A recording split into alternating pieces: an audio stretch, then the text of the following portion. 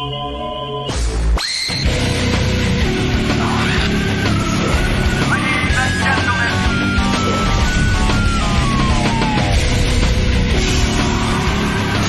hey, I'm Slash, and I'm here promoting my book, Slash, and that's basically it. And I have no idea. I'm sure Howard's going to ask me about a lot of the little stories that are in the book, but I don't know which ones he would have picked up on. Probably all the lewd ones, I'm sure.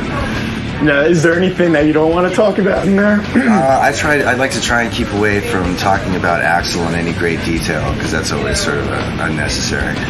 And I'm pretty much wide open for anything else, though. Slash is here from the legendary band Guns N' Roses, and more familiar to you now is Velvet Revolver is his new band with the he's great, looking quite good with the great Scott Weiland, and I can't imagine what an effort must have gone into this for Slash to write a book. But I'm telling you, he doesn't look like a guy who would be calling you at 4 o'clock in the morning.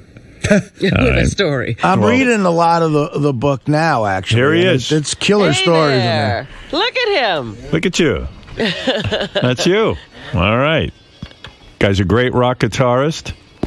Spent many a day, I am sure. When you wrote this book, Slash, did you talk about your days as a really young man where you would... I mean, a few rock stars write about what it's like to become a professional musician. I mean, yes, people concentrate on the more sensationalistic aspects of this book. After you've gotten there, the sex, the drugs, and all that stuff. But didn't you have to spend endless hours in your room practicing this guitar to become a virtuoso, which you are? It's mentioned. I mean, I didn't get into it in great detail. But see, they always, just gloss over that it part. It talks about how I got into it. I don't like where your microphone is. You do me a favor. Just shift it's in your headphone, but shift your headphones down like this. All right, hold on. Gary, help Slash, for Christ's sake. Is that better? Say something. Yeah, I think that's right. Take a look at that, Gary. Help Slash out, for Christ's sake. The man's not a professional broadcaster. Oh, there it is. Okay. There it is. Cool. Okay, now it's good. Now it's good. So what I was getting at was, I mentioned how I got started and what I was into, what I was listening to at the time.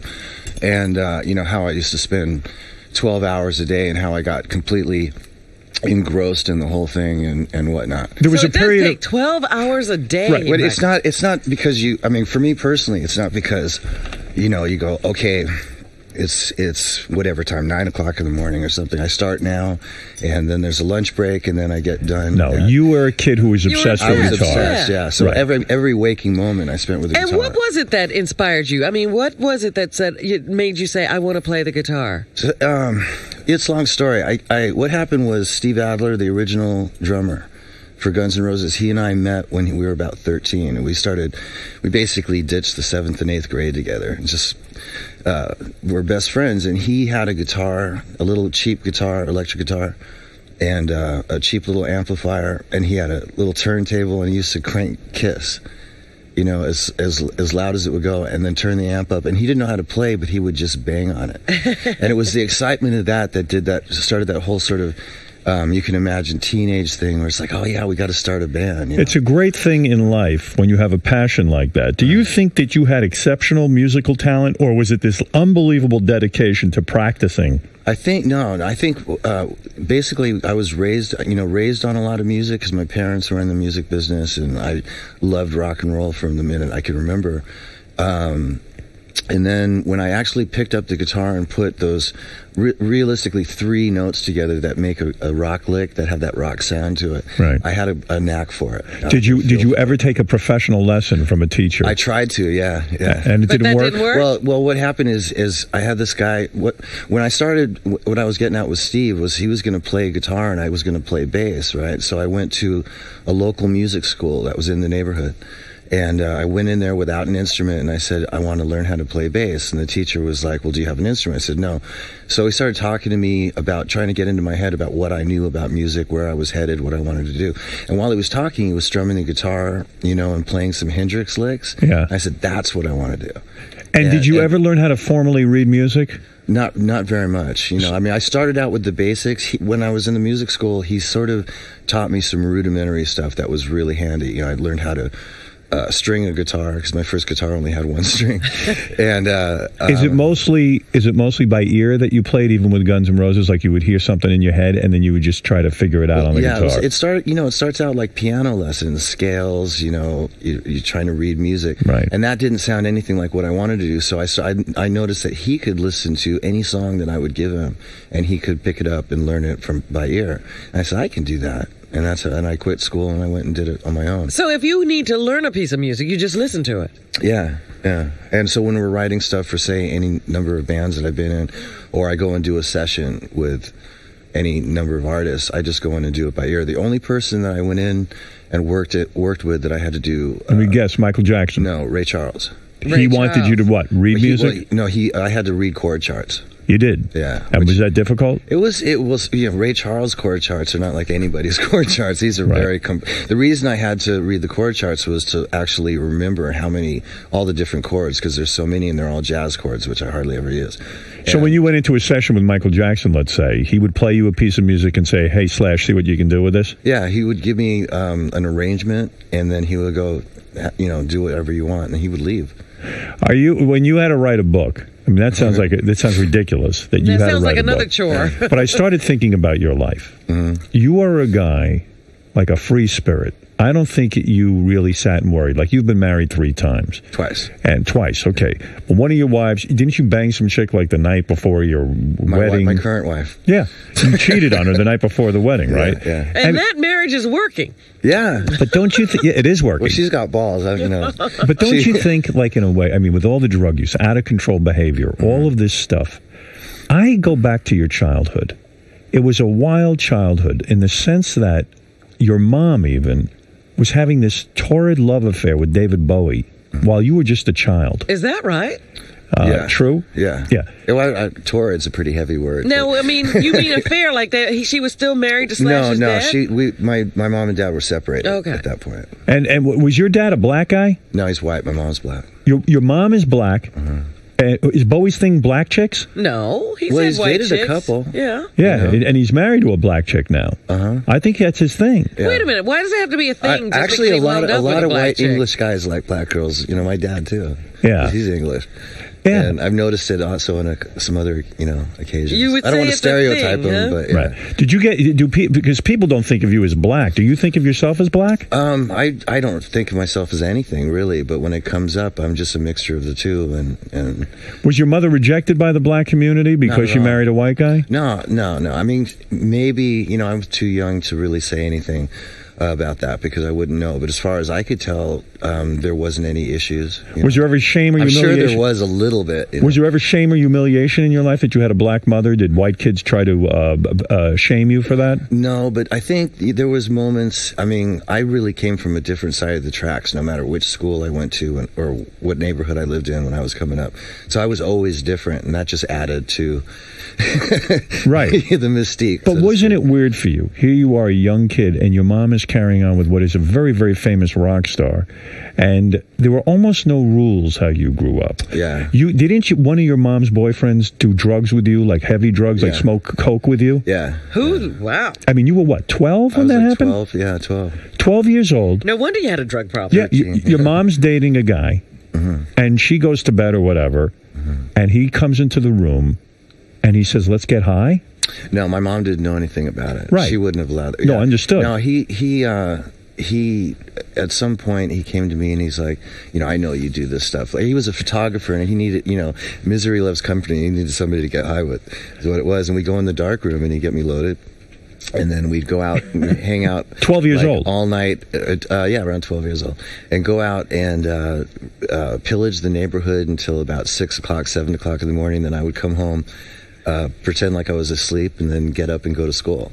But when adults are doing that with you, mentally, it's got to screw your whole head up. Like there's no rules, there's no boundaries, and no wonder you seem weird to the kids at school. Right. Well, by the time I was 12 and 13, I'd already established sort of a tearaway kind of personality, and so. But I'm talking about when I was younger, like when I was. But what's sad about this? 7, 8, 9. Yeah. If you hadn't had the musical gift, if you hadn't been, Slash from Guns N' Roses, you could have easily just ended up a junkie, no money, No life whatsoever, because these adults were not willing to parent you. Well, all things considered, that's probably true. I probably would have ended up being an artist, though, because that was the original thing that I was. Yeah, but you're talking about having some talent. We're saying if you had no talent. Yeah, then I would probably, But, I mean, you live in a $7 million home. That's the only reason I'm, the whole professional aspect of it and the musical, the passion for music and all that is what's got me to the point where I'm still here right now, Yeah, it's amazing. That's a major part of it. In a sense, too, then look at the dysfunctional family you married into, in a sense, in the Guns N' Roses organization. I mean, that's why the band couldn't stay together. I mean, in a way, maybe that's why you were attracted to Axl as a partner in music, because he was screwed up. Out of it too. You were screwed up on drugs. I mean, who was the biggest drug addict in that band? It wasn't you. It was pretty much. Well, no, I think it was myself and Steven. And Izzy went through a period. Axl was never a drug addict. Oh, he wasn't. He's just sober. difficult. He's straight. I mean, he would get high from time to time, but he's never been an addict. Do you ever wish that Axl would come to his senses even now and just put the original Guns N' Roses back together again, go on tour, make a ton of dough, do you remember why I think it's you were so mutual. It's more mutual. Yeah, but what was it about you and the rest of the guys that he just would never want to get together with you again? Well, at this point, I think, with all fairness to Axl, when I actually left the group, and I think he feels sort of. I haven't approached him about getting back together anyway, but I would imagine that he feels pretty abandoned. I see. We were. Why did you leave the group? I just couldn't. There was certain things I just couldn't take anymore. Like what though? It's so worth it. It was such a great band. You know what? What couldn't you take? I couldn't take.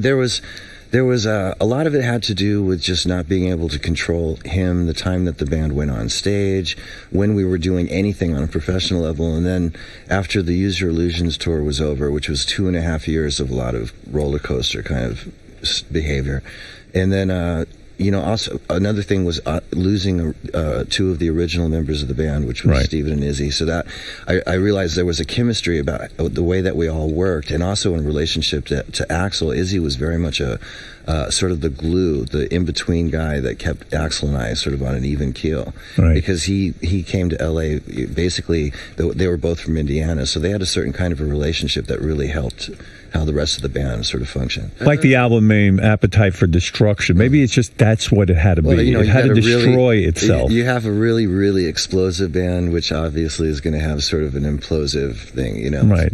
But, and then after, once we got in to start working on what would have been the next record, there was a lot of contractual stuff that Axl started throwing around, and that just was the icing on the cake. Will you ever cut your hair? In other words, a lot of guys now have cut their hair. You still maintain the long hairdo. Same with you. Yes, but will you cut it all off at some point? I mean, there seems to be a movement. Why have you held on to the long hair? I seriously doubt it. I don't know. I really haven't given it that much thought. This is the most thought I put into it. Right now it's still working. I don't agree with you. I think you do put a lot of thought into your look. I think Guns N' Roses put a lot of thought into their look. I think Velvet Revolver puts a lot of thought into their look. Well, if you knew me as a kid, I'm basically the same. I always had long hair, always wore jeans and tennis shoes and T-shirts. And the jewelry? And jewelry. Right. It was the only thing that's different was the top hat, which came later. How old were you when you put a nose ring in? I must have done that during the Snake Pit days, so that was like the mid-'90s. So there was nothing you could do that would shock your mother. Your mother had a rock and roll lifestyle. I remember when I came home with my first tattoo, and I was like 15, 16 years old, and she was like, well, the cliche. She goes, you're going to have to live that the rest of your life. And that was the last I ever heard of it. She didn't care. No. Did you ever feel your mom didn't care? Very, very, very cool. And I was raised with a lot of very freedom. Cool. But wait a second. When your mother was having a relationship with David Bowie, was that the coolest thing that could have ever happened? How old were you? I mean, he's way cool. I was like a 9 or 10. And you would see David Bowie. Yeah. He would hang out in the house. You've had a charmed life that way. She also used to work with him. She designed all his clothes, so they had a working relationship first and foremost, and then they had a romantic relationship, which really didn't last that long. It was probably like maybe a year and a half. But were you proud of that? Were you like, wow, my mom's... He was the first guy that came in after my dad, so I was pretty apprehensive about hanging out with him for a while. But your mom must have been a very good-looking woman. She's very good-looking. Yeah. Were you ever disciplined disciplined about anything? Did you ever receive any discipline? Were you ever punished? No. What would they punish you You're not giving for? me any chance to get a word in. Oh, I'm not. Okay, no, sorry. But my parents, like I was saying, with all the freedom that I was given, I was, as far as certain morals and certain character thing, there was a lot of that was instilled in me. There was a lot of right and wrong that just sort of came natural for them to sort of instill in me, which was really great. And I think there was sort of a mutual respect thing, almost like treating me on the same level as they were. It was very interesting. I used to call them by their first names. I wonder if that's good or bad. I wouldn't let my kids call me by my first. You have kids now. Yeah, they try. Yeah. Do you? Are you a disciplinarian? I'm not too good at that. I try. I get I try and get angry, but I think it's almost laughable. But my wife she's got a handle on that. So you're providing structure for your kids, even if it's through your wife. Well, and also, I've obviously learned a lot over the years, and I have a pretty clear memory of coming up, and so you just sort of you have sort of a natural instinct for things and what the kids should be doing and what you might have done wrong that you want to teach them not to do. See, when I sit with you, you seem like such a rational guy. I can't imagine you almost throwing it all away on heroin and cocaine. I don't see it with you. I almost see you like a businessman. Despite the rock and roll persona and all that, I see you as a very reliable guy, a guy who shows up on time for interviews. You have a sense of the business. You respect rock and roll. You love what you do you have such a passion for this guitar. What attracted you to this heroin to the point that you were, every minute with it it took over your life? It was downtime. Do you think that you were depressed? It was. I wouldn't say. Most of it was fun for the longest time, so I can't say that I was actually depressed. If there was a psychologist here and we did a one-on-one for an hour and a half, he'd probably come up with some answers that maybe I wouldn't be thinking of right now. But it was mostly fun. But the thing about the drugs was it was always when I wasn't working. And I'm so hyperactive, and I when I'm sitting here with you, or I'm sitting in the studio, or I'm out on the road, I'm actually in work mode. And that I can deal with, and as long as that's a constant, I'm fine. But when the downtime comes, would end, I wouldn't know what to do with myself. And the pace of being in a band and touring constantly and living that life, touring is something that still to this day I love touring more than I like being at home. Right, I still can't mellow out. Right, and I'm learning how to adjust to life not working, so that I don't go into the abyss like I normally would. Is it hard for you to be a husband and a father when you really yearn for the road and the freedom of the road? I just have to take them with me. I love them to death, so I make it work, but I have to admit I'm a little antsy when I'm at home for too long. The last time you cheated on your wife was before you married her. You've been able to remain faithful? On all honesty, I haven't cheated on her once since we got together. It's remarkable. Yeah, but now, are you on any kind of medication, or you... You on Subutex? No. You are not. I did do it for a minute, though. Yeah? How do you get off heroin? You say that in your book that you go cold turkey. I never really got into using prescription drugs to opt out. Right. You know what I mean? Artie uses Subutex. He's on it regularly to keep him off his heroin. Right. But a lot of guys do that. I used Subutex for the first time a little over a year ago. And that's how I got off the Oxycontin. Oh, you were on that too, huh? Well, that's heroin. People don't realize it, but that's heroin. But before that, there was this stuff called Buprenex. And that never worked for me, and I don't think I did it properly. But it's funny, in your book, you describe your first heroin experience as not even being all that great. You were in the studio 1984 with Izzy. That was the first heroin experience where I smoked it. I see. But the first time I ever shot it up, that was it. Why would you go to shooting it if smoking did nothing for you? Because, I don't know, Because you couldn't believe you didn't like it. You mean when you smoked it, what was the reaction? We were when I smoked it, I felt a little bit queasy, and I don't think I knew exactly what I was doing, so I didn't get the full effect that I was supposed to get. And then how much time passed when you said to yourself, I have an idea that if I injected this, I would be happy? It probably was about a year. A year? Yeah. Maybe in those days, a short amount of time seemed like forever. So it could have been 6 months, but it seemed like a year. You mainlined. Yeah. But And isn't it a weird thing, Slash, to start wrapping your arm with something and cooking up drugs? It's actually half the fun of it. Oh, really? Yeah. It really. Do you still dream of it? Do you still miss it? No. You don't? You know what? Because I stopped doing it as on a regular basis in like 1991, as soon as Guns N' Roses went back out on the second record.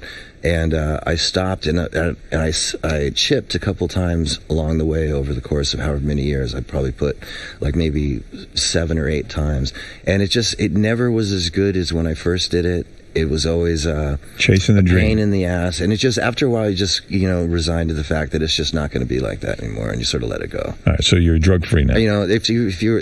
I've had moments where there's been people around who have had it on it, and there's in the back of your mind there's that sort of like, a sensation of going, oh yeah, wow, but your rational thinking just takes over and goes, you don't want to go. You never did any rehabs I did my first real rehab stint about a year ago. Really? Yeah. That recently.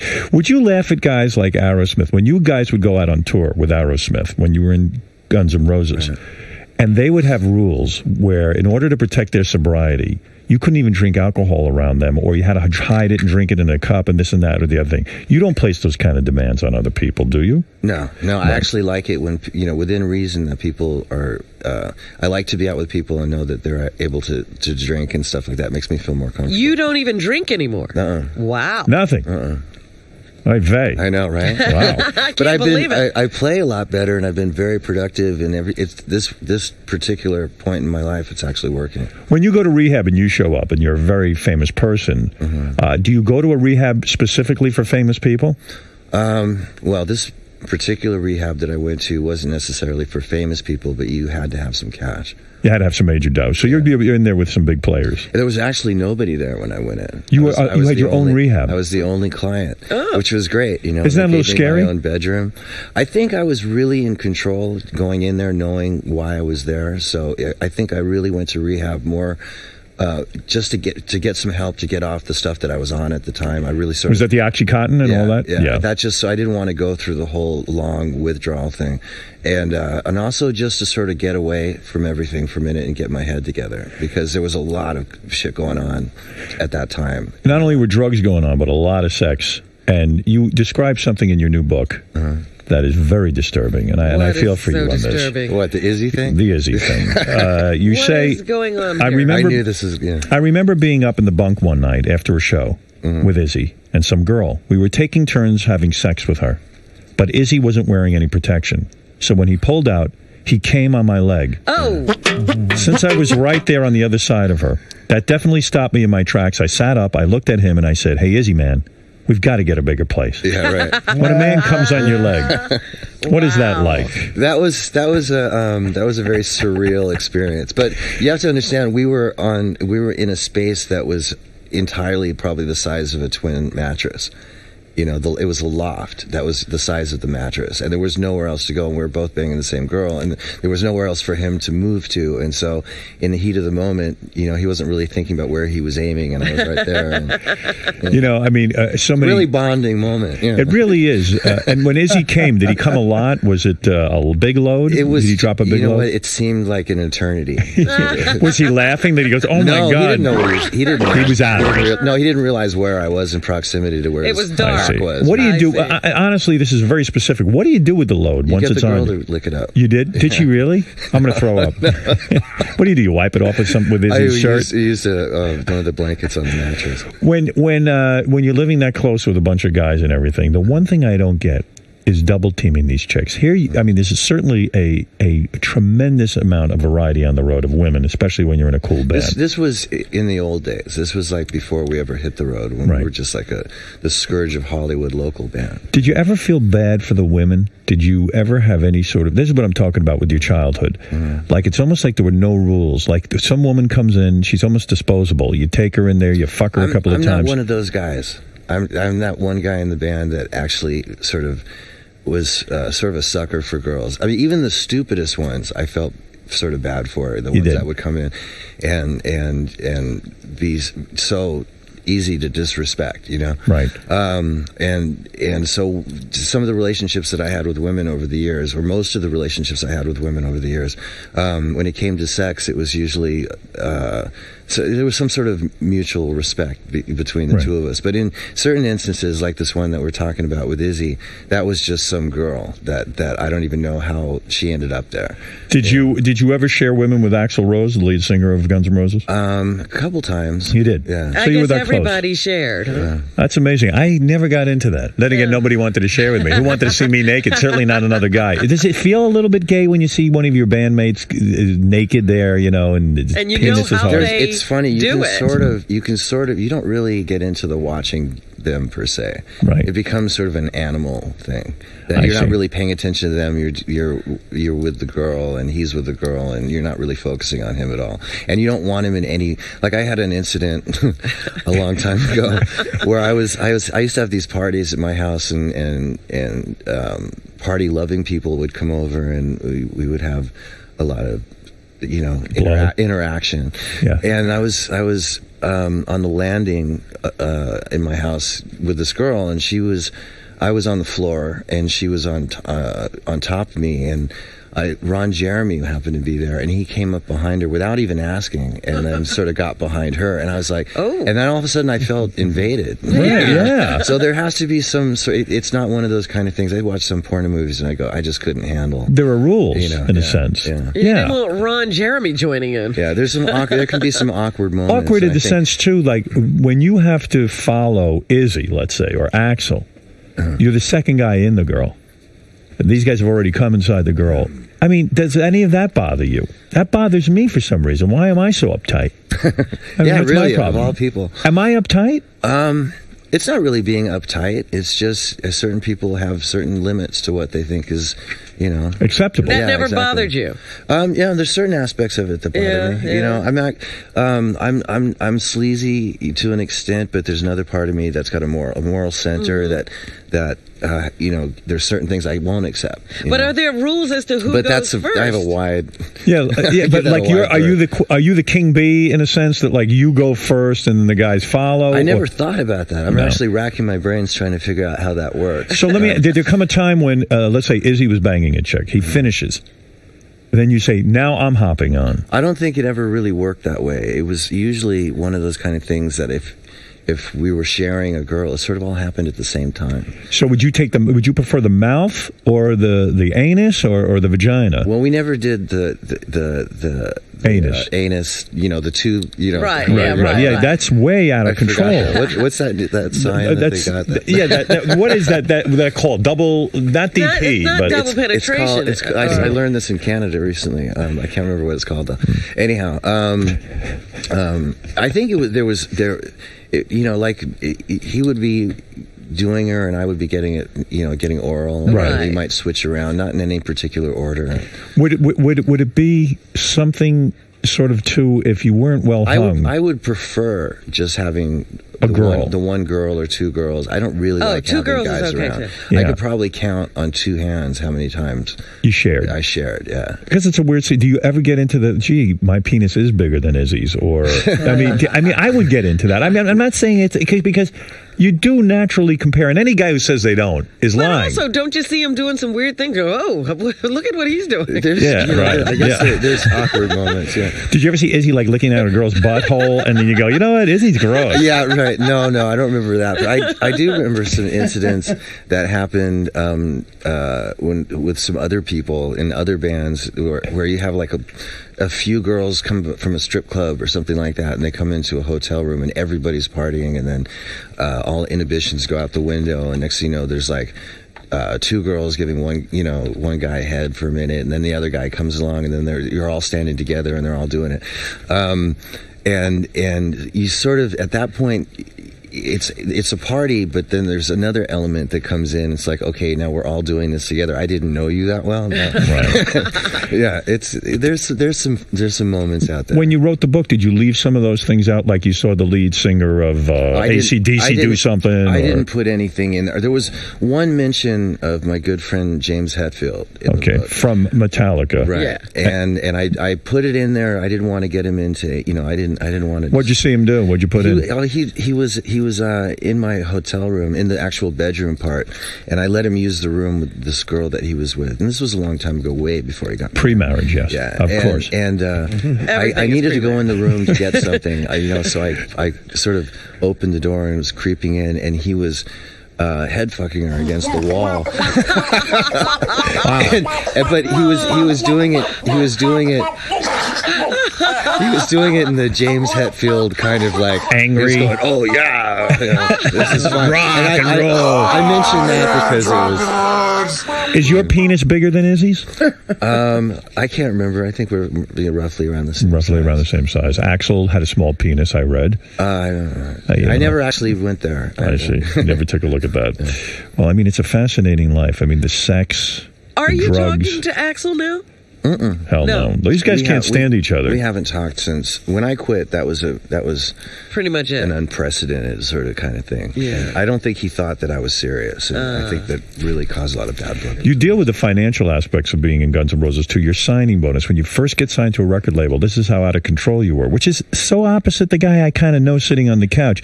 You blew your signing bonus. I tried not to. You blew it on heroin, right? Yeah.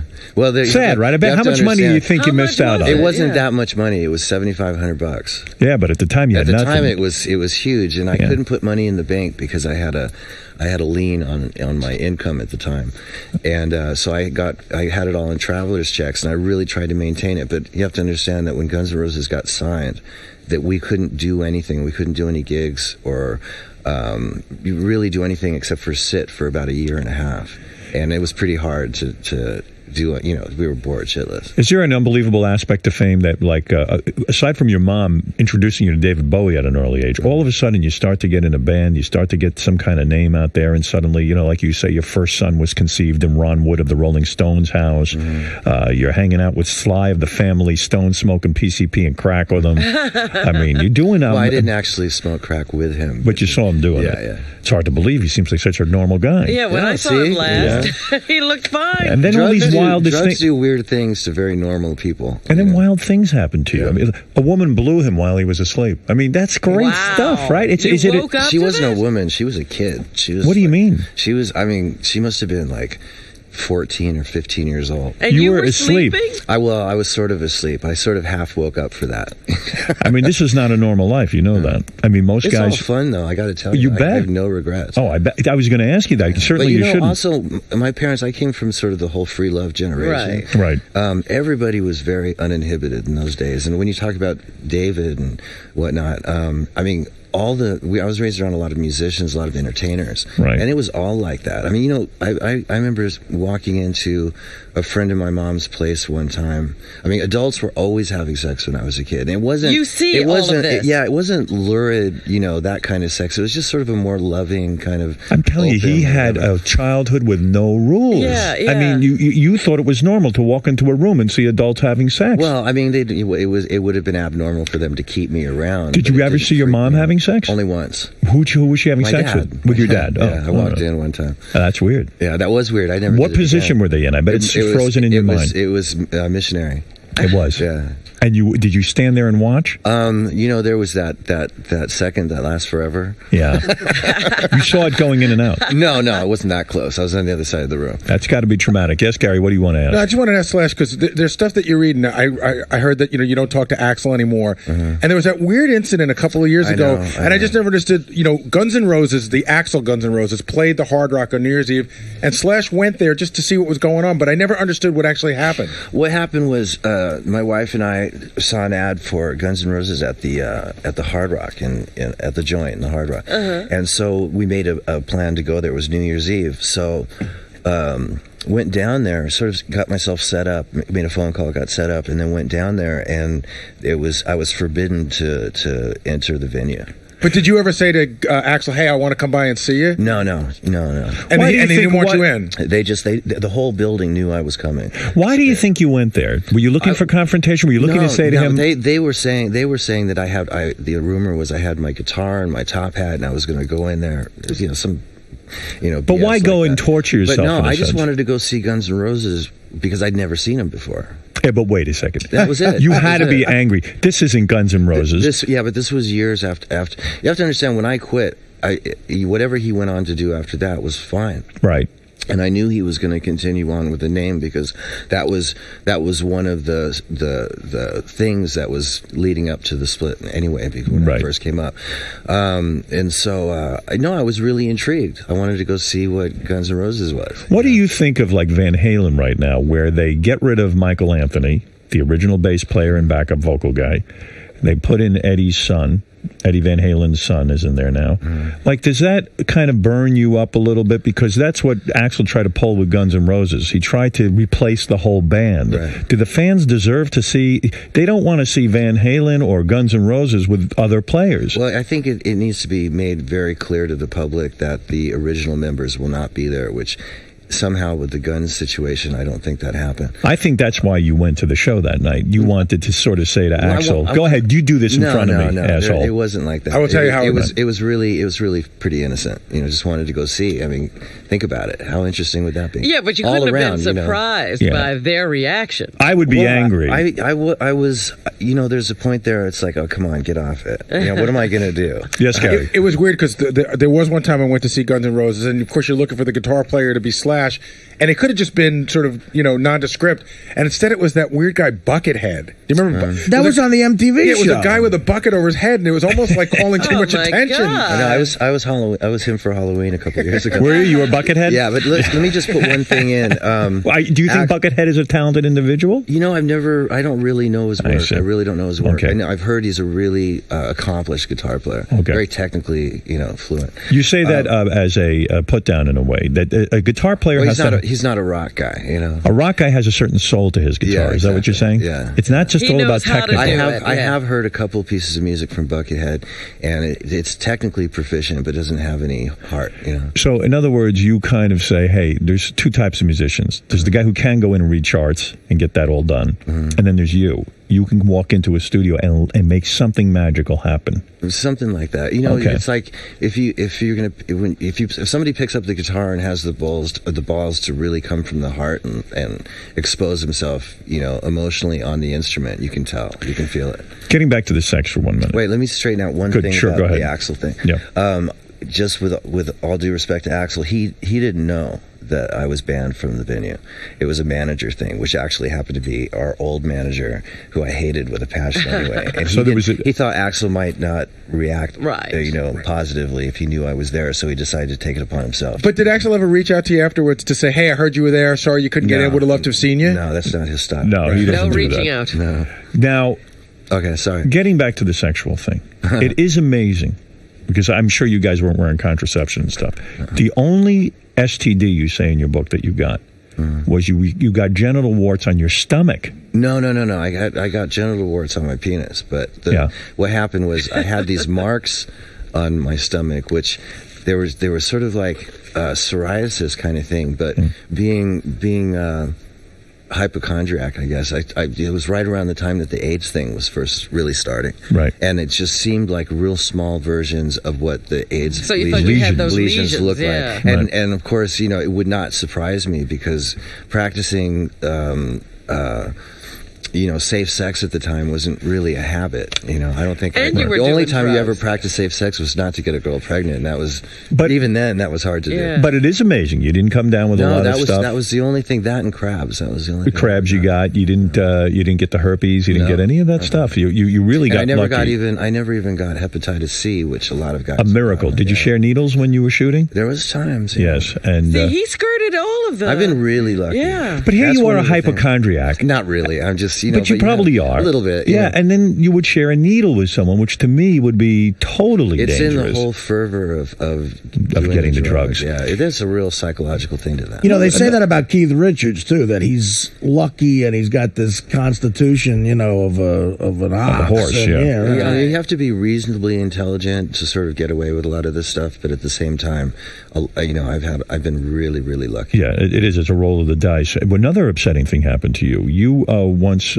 passed out. You know, you were unconscious, and you were teabagged by Tommy Lee, the drummer of Motley Crue. Yeah. Now, what's that all about? Don't trust your friends. Yeah, I mean, you passed out from drinking. Yeah. You're laying there on the floor unconscious, and Tommy Lee gets naked and puts his balls over my face. They weren't touching, but who knows? Well, I saw the picture. Oh, you did? Yeah, there was it's actually in Nikki's book. I think it's a little bit more graphic in Nikki's book, of course. Describe, if you would, the smell of Tommy's balls. I was out cold. I see. So you never smelled his balls. No. Right. Do you say to a guy afterwards, "Hey, I'm coming. I'm going to kick the shit out of you"? You know, no. I deserved it because I put myself in that position by passing out on the floor of the bar and them having to take me up to the room and put me to sleep. But you do expect your bros to well, be... you know, I had a couple things to say, obviously, but, you know, under the circumstances, I deserved it. You seem like a good-natured person. I am. I'm pretty easygoing. What about fights? Do you ever have any fist fights?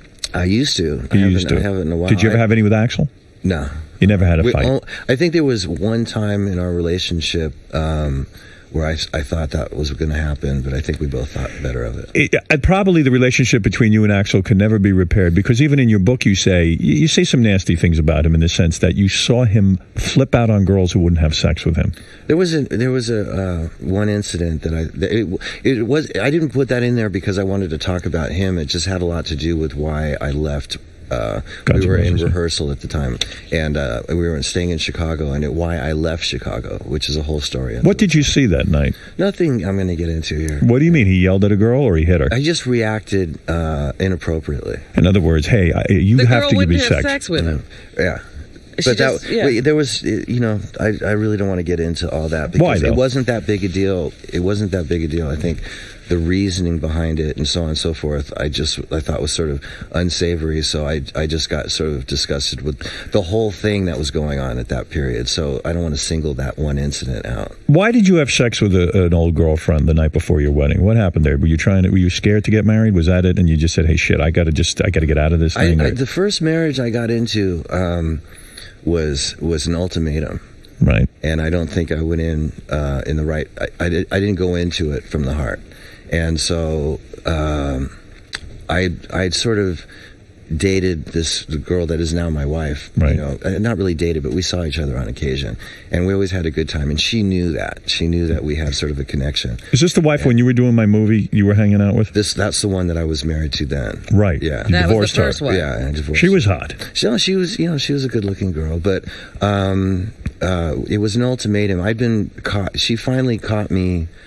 Someone ratted me out for everything that I'd done behind her back. I mean, literally everything. Aren't friends great? Somebody had it in for me. Why would they do that to you? And so we split up for a while, and of course I was out on tour, and I started feeling lonely. And just because of all these things I did to her didn't mean that I didn't care about her. It was just I really wasn't ready for that serious of a relationship at that point, I think. Are there any? But there, again, there's no rules, you know. So like you would just say, hey, screw it. I was like a sex addict at that point. You were. You know, I was out of control. When you went to rehab, I used to did they keep 3 and 4 hotel rooms in every hotel, so I could go bouncing around. So that's part of your thing. You can't sit still. So so keep yourself busy with women, right? Yeah. Why not? It's like drugs. Yeah, that ain't bad. You know, you can't knock it, though. A lot of famous women? No, not necessarily. I mean, some more famous than others, but look at you. Yeah, How many women you figured you banged in your time? Come on, I don't. Give me a number. I don't have a number. You up over 500? I have no. Look at you. You didn't keep any records? Of course not. Are you kidding? There are written records. It's more thorough than a German concentration camp. Anyway, so what happened was Perla heard that I was getting married. Actually, she came to my bachelor party, which was a co-ed bachelor party because what I was saying was I called my girlfriend up. I called my girlfriend up, who was going to be my wife, and I said, let's get back together. And she said, not unless we get married. And I was like, oh. So you had to do it. And so then we did it, and Perla, who'd known me from previous, came around and said, "Ha ha," and then somehow we ended up doing it the night before my wedding. Beautiful. The wedding was doomed from that point on. The marriage was doomed, But I feel really bad because I actually put her through something. I'm not into hurting people's feelings for being inconsiderate. How are your children going to rebel against you? It's going to be tough. I don't know. I'm sure they'll find. They'll be all kids find something. Yeah. They seem like good kids, or what? They're great kids. They are. Yeah, they're out of control too. Though we have to work really hard to keep them in check. Right, because you're used to having a life. My with no wife rules. and I, when we first, our whole relationship, up until when we had kids, we were probably the craziest couple you'll ever meet. Oh, I believe that. And so when the kids came, it sort of, I guess it was payback. It's like, okay, we got 2 boys. It's like, who are the great bands today? Anybody turning you on musically, or are you just fed up with the whole scene? I don't have a lot of positive things to say about what's going on with rock and roll right now. Right. I mean, it's about as far removed from the genuine article as far as I'm concerned. There's some bands that are still around that came out in the 90s, which I might have not thought that much of then, but I think huge, I think they're great now because they're the only bands around that have any inkling of what that kind of rock and roll attitude. What's an example of one of those bands? Well, Foo Fighters are great. Yeah. Foo Fighters are great. One of the greatest bands that's come out in the last 15 years. Did it surprise you when the drummer from the Foo Fighters turned out to be a lead singer and guitar player? Yeah, I mean, what did I say? Drummer from Nirvana. From Nirvana. Yeah. I remember the first time I saw the Foo Fighters was here at what's the place by Dave Letterman. Roseland. I saw him at Roseland, and it was great. And it was that was in not too long after Kurt died. It was shocking and to you, probably. But he is a great band, and he's a great songwriter. Yeah. So, when you had to write a book, I don't even know what inspired you to write a book. When you say you wrote the book, you worked with a writer, and he even claims that 4 a.m. when you would remember a story, you would call him. You don't know any work hours, and I had to call him when they came because trying to recall all that stuff wasn't the easiest thing to do. Oh, I think it's the most difficult thing in the world. Well, you've done it. I mean, you've written a very, very interesting book. This is great. Slash's new book, Slashed. That's the name of the book. It's just Slash. That's what I said. Oh, I thought you said slashed. Yeah, you did say that. I thought, Sloshed. Slash's new book. Slash would have been a good title. That's a good one. You should have talked to me. The book Slash is in stores now, and you can check out Slash in Guitar Hero 3 in stores now as well. Best game ever, by the way. Isn't it cool? Guitar Hero Howard is the best fucking game. It's one of those things I got involved with that I don't consider a sellout because it was so cool. Better than chess? No, chess is great, but that's a different animal. I see. I keep chess on my BlackBerry. You play chess? Yeah. You're not on the ICC, What's the ICC? chessclub.com, Internet Chess Club? No. Oh. Because Howard could play with you. I will play with you. Really? Oh, yes. That's when I remember starting playing chess when I was pretty young, and I've always had a thing for chess. I don't want to brag, but I'm a 1600. No, I believe you're probably pretty good. You seem like you would be. Yeah, I'm no retard.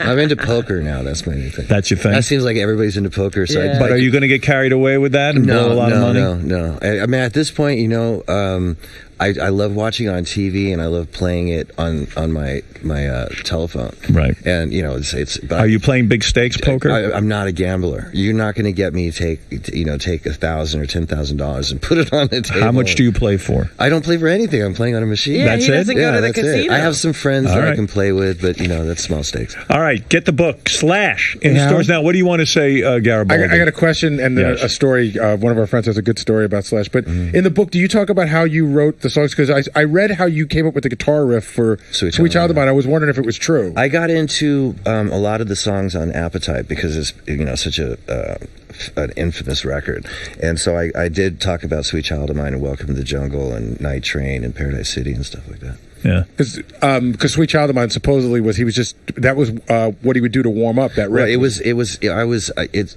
in practicing, I try and make up something interesting just to keep myself engaged instead of just mindless practicing.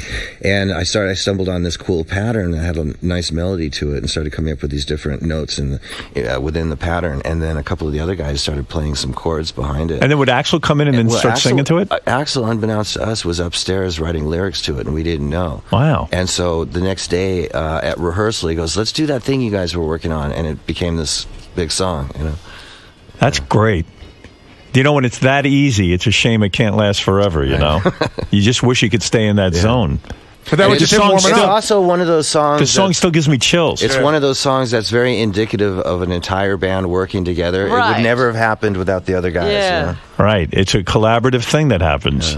But you were just, this is your warm-up exercise. It's not a warm-up exercise. He said that. Well, that's what I read. What was it? It was just something that I made up that I was just thought you was could interesting. practice, yeah. But I never would have probably made a song out of it. It was very private. They just happened to pick up on it. You know? And Axl walks downstairs and says, hey, listen to these lyrics I'm working on. He didn't know. He didn't say anything. It was the next day. If I remember correctly, he goes, hey, play that thing you guys were jamming in the living room yesterday. And so we started playing it, and he started singing something. So he was up there listening and writing. Wow. You know? Oh, that's just great. That's a cool story. Yeah. Now I got to tell you our story. So Shuley, our very own Shuley, used to live in Las Vegas, and he said he worked at one of those photo places. Yeah. And he said he once developed a nude roll of film of Slash. He's out there if you want to talk to him about it. You got to be kidding me. Really? Yeah. Why would you do that on camera? You don't care. You were probably high as a kite. I don't believe this, but What was it, Shuley? You worked in a camera place. Well, it was like a souvenir/liquor store that like sold everything. If it wasn't nailed down, we'd sell it. And we developed film there too. And he came in and was trash. And at the time, I didn't even recognize Slash because he didn't have a hat on. His hair was like flat and everything.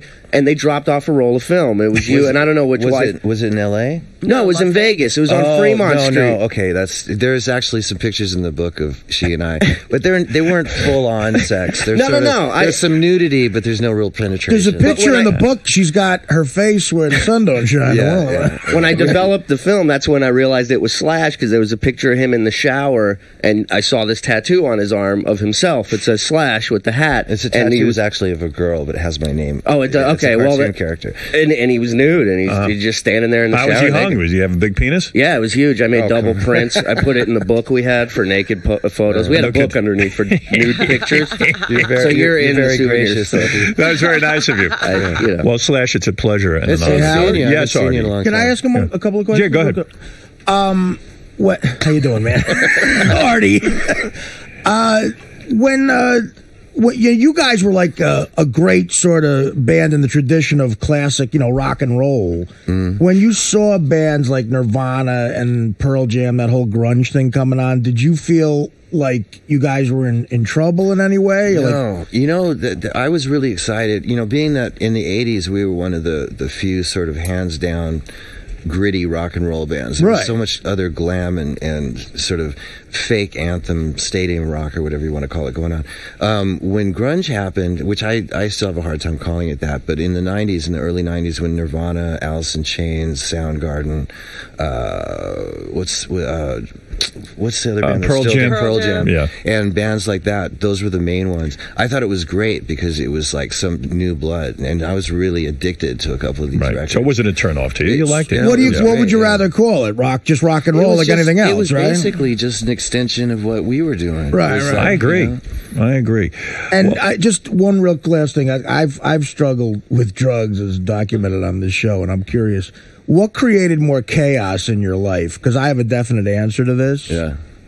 Coke or heroin? What do you think created more like chaos? What made you more out of control? Cocaine or heroin? Coke definitely made me more out of control. But we keep mentioning Coke, but I only speedballed Coke, so I always had it with heroin. Oh, really? I did a couple lines here and there. Like I used to hang out with Sam Kinison back in the day, and he used to blow my mind. He'd do a line the size of this table in one hit. Yeah, really some serious business. Yeah.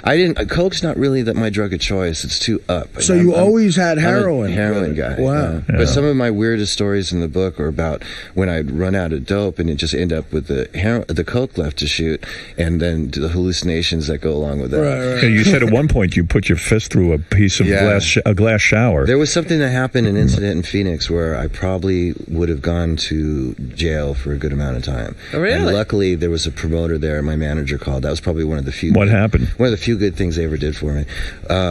They got me on a plane and sent me back to L.A. like that. What did you do though? I tripped out in this resort. Coke. Yeah. You started to hallucinate. Yeah, completely. And I was running around this resort, running from something I thought was chasing me.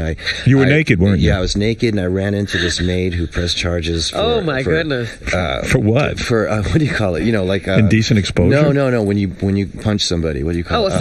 Assault. Yeah. I couldn't punched the maid, and then you were naked and you punched the maid. I just ran over her. You thought she was a model. against I her. knocked her down. No, she was in my way, and And you were running from what? What did you I see? was running from these little imaginary demons that had these little guns that were chasing me, and I trashed my hotel room trying to get away from them, and then went through the front door. That doesn't sound like fun. No, it was you could have lost your mind. Yeah, in the book you described them. What do you say that you I described? said they what looked they like look the like? little predator guys. Yeah, that's the closest. That was the best thing I could come I mean, up you with. were real hardcore with this. In fact, in the book, Slash goes into the fact that he got a virus from drinking too much, and they had to replace something in your heart, didn't they? They put a defibrillator in my heart. Right. Wow. Yeah. And they told me that This is hardcore. That I wasn't going to live. They said that you have 6 days to 6 weeks, and I refused to. I remember that was serious, and I didn't have a problem quitting drinking to sort of go along with doctor's orders.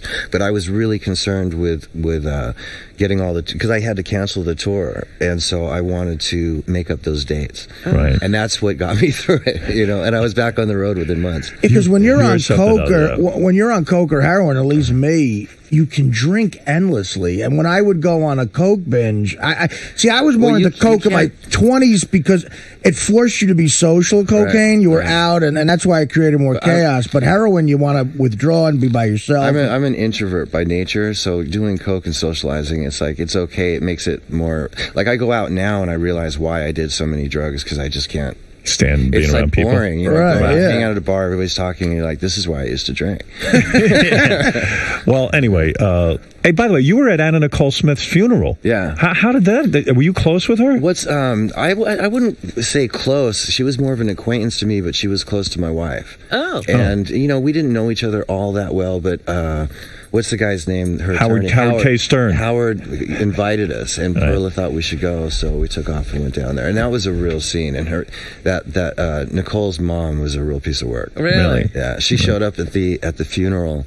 I guess it was about an hour to 2 hours late because she was at the courthouse still trying to win that. Yeah. The custody deal. Yeah. Pretty wild, man. You've done it all, and you've put it in. And you put find it in a yourself book everywhere. Yes. Yes, and and I got to tell you something. It's a great book.